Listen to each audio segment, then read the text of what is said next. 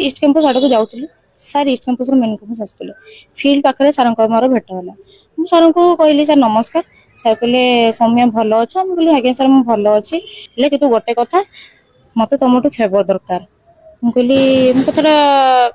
हठात रागिली मुझे से कथा कहार माने तुम तो छोट पिला नुह आ तुमको बुझी पार्थुव ए जो अनुपस्थित रही क्लास रे ताकू केंद्र करी कौन कहले सी मो आम गार्डियन को कॉल कले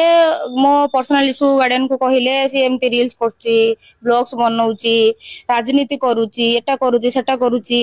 एमती कथा कहले सर मते ऑफिस को पर्सनली डाकिले कहले कथा अछि आसीबो मो ऑफिस को जाइतिली सर मते कहले तमे भाबुछ कि मते ऊपर कौन से प्रेशर पड़िबो ताले तुम भूल धारणा मत ऊपर कौन प्रेसर पड़ो ना आउ दिन से मत डाकिले जे तुम मो ना मिछ कह बंद कर उल्टा मत सीधा सीधा धमक देले कि मुझे पर्यंत अच्छी मुझे से पर्यंत बैक करी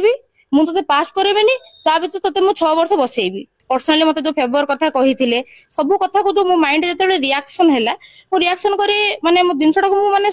माने सह्य करि पालिनी थरे नुहे दी थर नुहे बार बार बार बार बार बार एमती कहले जो बाध्य होई कि मो लास्ट रे कोन कली सुसाइड अटेम्प्ट कली एत सब है एत प्रस्तुत है भी आपण मो नारे जाई डिपार्टमेंट रे मो सीनियर हाँ मो बेचमेंट को मो विरोध रे कही तांकोठू एप्लिकेशन लिखिकी मो नारे सिग्नेचर मारी आपण प्रिंसिपल को मो एग्नेस्ट रे आपण एप्लिकेशन देले मु चाहू नतली सर गणमाध्यम को आसिया पे कि सर मु बाध्य होली सर मु चाहू जे मते न्याय मिल